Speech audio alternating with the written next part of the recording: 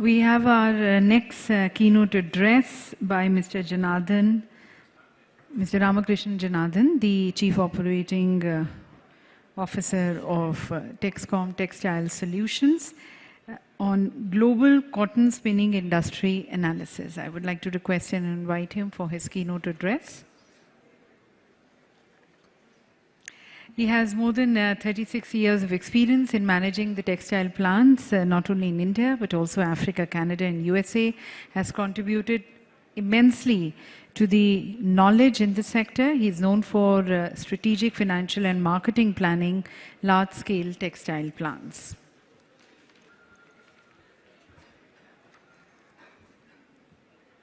Good afternoon, ladies and gentlemen.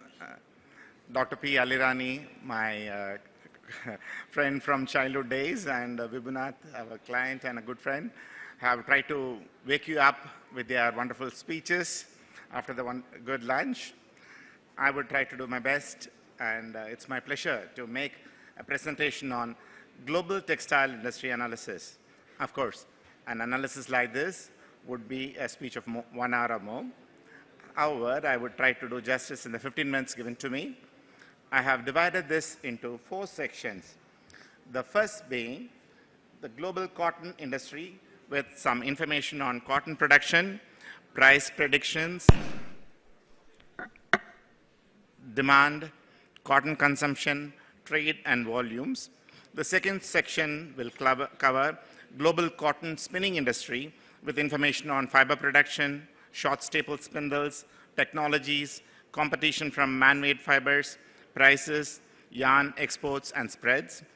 The third major topic, which would definitely affect the current discussions on quality of the fiber.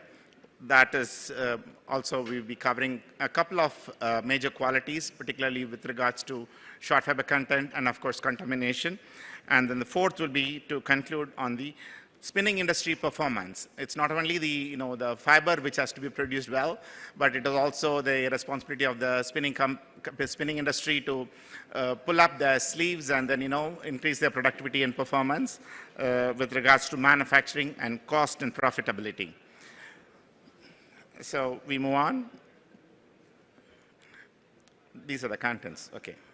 The first slide of cotton fiber production, as Mr. Vibhunath has pointed out, the cotton production will reach approximately 29.2 million tons by the year 2028. This is the prediction which we have. India and Brazil to supply most of the increase in quantities. The increase of production will come from 9% in the planted area and then 6% increase in the yield. This is our predictions for the next 10 years. Cotton fiber prices, the long-term trend would approximately follow the commodity prices. Major agricultural commodities are expected to have a negative real price increase. Cotton is expected to have a real price decrease of 1.15%. Cotton prices trend to follow the major commodities price trend. Cotton prices nominal are expected to average around $1750 per metric ton during the next decade. This is our prediction. This is the cotton will follow the normal trends of the commodity prices. Cotton consumption, growth, and stock. Cotton consumption would grow up to 29.18 million as discussed in the year 2028. We are at 25 million tons currently. Bangladesh and Vietnam will drive the growth in cotton consumption, followed by India and Pakistan. You can see the Bangladesh would increase their cotton consumption by more than 160%. So people can start looking, the traders can start working with their counterparts in Bangladesh to improve this, improve their sales. Vietnam is also going to increase their cotton consumption more than 55%, followed by India and Pakistan. China will consume less cotton in 2028 than in 2010. These are all our predictions. Stock of cotton at the end of the years. So we have shown you the stocks levels. The major point here is Chinese stocks are expected to reach prehistoric levels before 2011. The Chinese stocks will fall to 3.08 million tons by the year 2028. They are going more and more towards man-made fibers. This is the reason why China will use less and less cotton. cotton and non-cotton fiber consumption per capita. You can see in this slide, which will show you clearly, in the year 1990, we had cotton production and the polyester merging together around 22 million tons. But from then on, polyester took off like a rocket, and then the polyester rocket has not stopped anywhere. Total fiber production, fiber demand to reach around 140 million by 2030. Cotton fiber demand to reach approximately 30 million tons. Man-made fiber demand will be 180 million tons by 2030. The fiber consumption per person per year is approximately 16.4 kgs per person in the year 2030. Cotton fiber per capita consumption is projected to be stagnant at 3.5 kgs in the near foreseeable future. Man-made fiber per capita consumption will go and rise up to 12.6 kgs by 2030. These are all our predictions. The cotton trade, currently around 9.5 million tons, would also increase to 12 million tons by 2028. This is directly with regards to the trading being done in the cotton. Then we move on to the next section with regards to the spinning industry. I am just covering only fiber and spinning industry in the speech for the global scenario of textiles. In the 2019, the total fiber production, including cotton, polyester, and man-made, everything put together is 102 million. In the year 2016, we crossed the threshold of 100 million tons of fiber production, all put together. So staple fiber production this year will be approximately 54.6 million tons.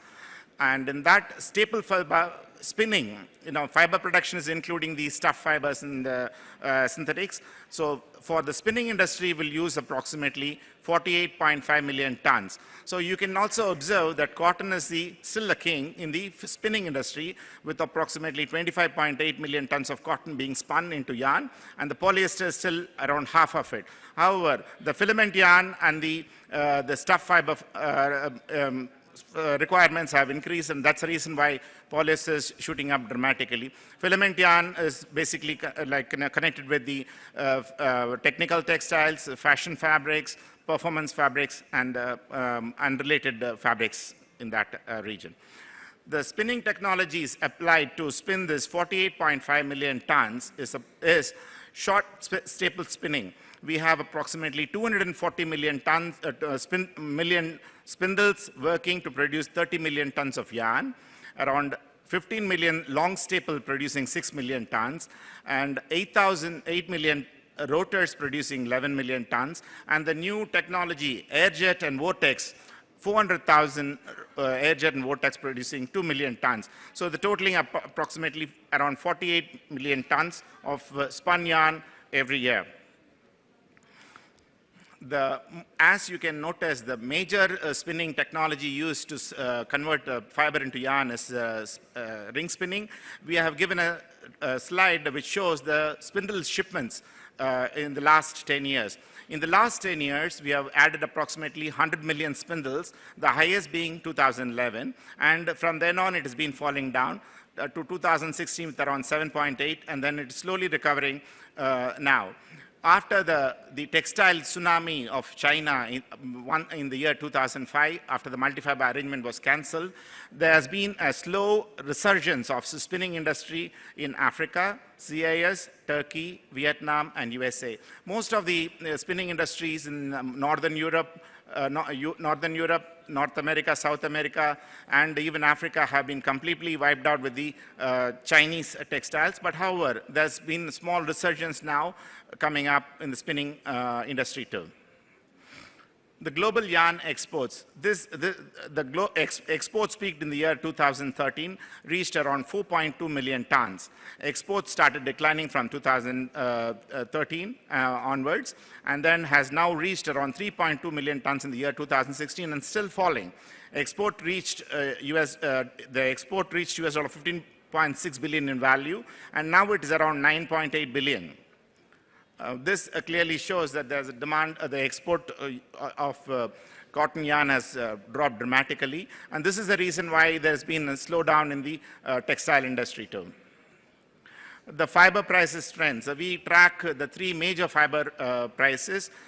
cotton, polyester, and viscose. Fiber prices in the short term diverge, but in the longer term tend to be in tandem. Viscose fiber has been falling dramatically in the last months, in the recent months. Cotton polyester tend to diverge in July, September 2019. So normally these fibers follow tandem prices, and then this is the trend which we have been noticing in the last 10 years. Next important factor which we have to consider, particularly with the fiber and the spinning industry, is the spread required for a company to be profitable. If a spinning industry has to be profitable, you have to have a spread of 1.3 to 1.4 US dollar for 100% combed combed yarn. This spread is less than required during the larger part of the comparison period from the last 9 years. The spread was higher than required during the year 12, 13, and 14, which justified additions of spindles in those years. This is the main reason why this is mostly concerned with the productivity of the companies. We will discuss in the next chapter on those factors. So since morning, we have been discussing about how the ginners, the farmers can improve on contamination. And then I would like to cover two major points in this section.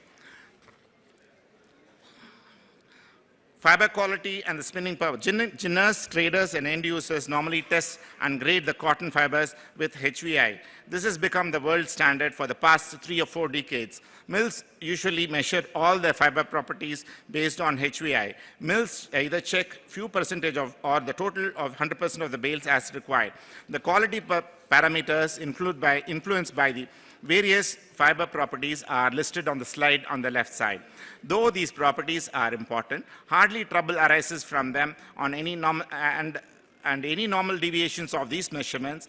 We all know these tests have some limitations, particularly with regards to short fiber content. The SFI is a calculated algorithmic value, and hence it is not mostly reliable. Almost all cotton purchase contracts are made based on these properties, and suppliers ensure that these properties are per the agreed contract. Recent development in fiber testing have introduced AFIS, and companies are now guided in becoming AFIS-driven companies. Mills usually measure AFIS-based fiber properties to control process, but however, they are yet to use AFIS to test incoming bales extensively, particularly to check the short fiber content by numbers and the NEPs. Short fiber content by NEPs is the most significant fiber property which has to be monitored on a continuous basis and can cause processing as well as excess fiber losses, resulting in high manufacturing costs, as explained in the next slide. The short fiber content issue has become a big problem in India, particularly many of the ginners are using this combed noils, and hence the short fiber content dramatically increases in the supplied cotton. This slide will show you that at 15% is the standard. If you have SFI of 7, then the short fiber content should be approximately 50%. But most of the cotton, when we are checking up, it is moving up to 35%, which means an additional cost of approximately 0.52 US dollars per kg. This is becoming a big issue, and this is even much worse than the contamination issue, which is we have been talking since morning. Short fibers is not only a problem for the management, but it's also a big problem for the spinner, and it's a nightmare when short fiber content increases more than 25%. Since morning, all of us have been discussing about the contamination survey. So this is a slide which the ITMF survey of 2016, listing out the type of contamination which is happening, and also the degree of contamination right from 1989. We have tracked it, and then we have seen that most of the contamination. This is the type of contamination and in the recurrence percentages, and then you can see in the last 20 years it has never changed. So contamination is also becoming a bigger issue for the industry. Stickiness and seed coat fragments has also been kept at the similar levels, and this is also one of the major issue for the spinner down the line. These are all the quality parameters which we have to be worried about, particularly with regards to SFCN. And we are now, wherever we are going to consult for a company, we are now very particular to check all the incoming bales for SFCN. We check that more often than doing any other test most of the time. Contamination, the cost, we have been also discussing about the contamination levels and all that. I want to just show you a cost involved in this. Contamination cuts in winding has gone up to from 20 to 70 per 100 kilometers in many instances.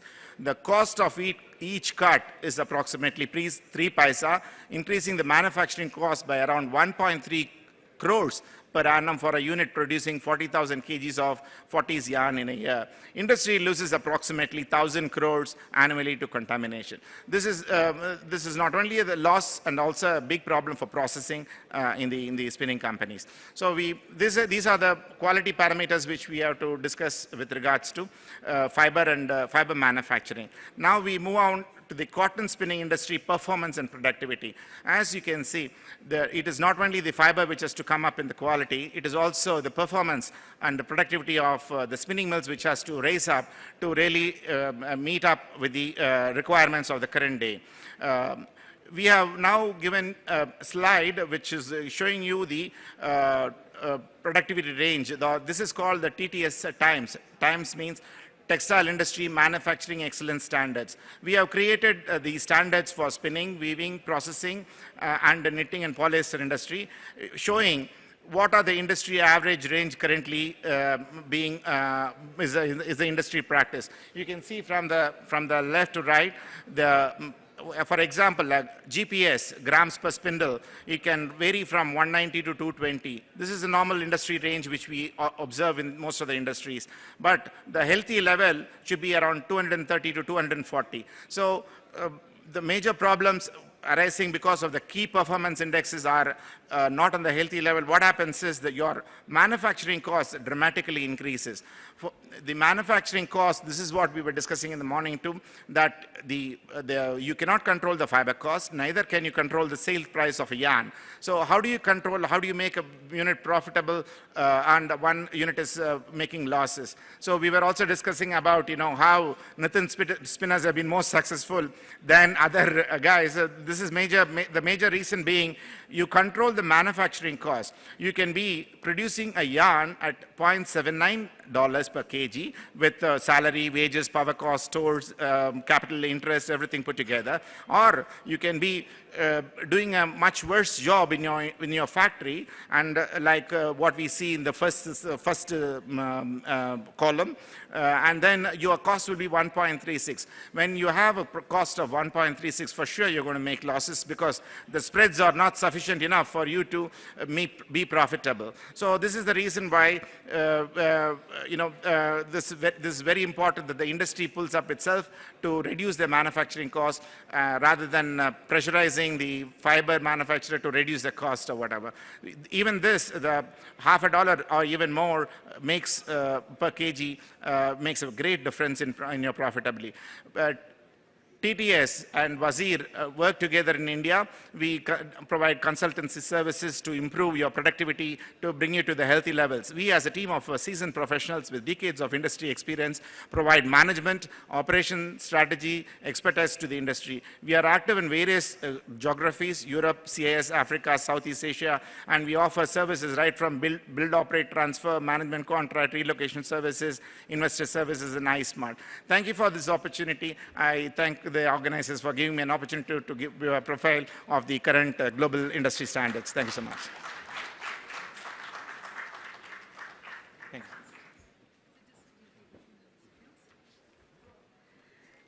Thank you, sir, for presenting a global perspective of the fiber and spinning industry. And to present the memento, I would like to invite Shri Rakesh Goyalji, the Executive and Whole-Time Director of DCM Textiles.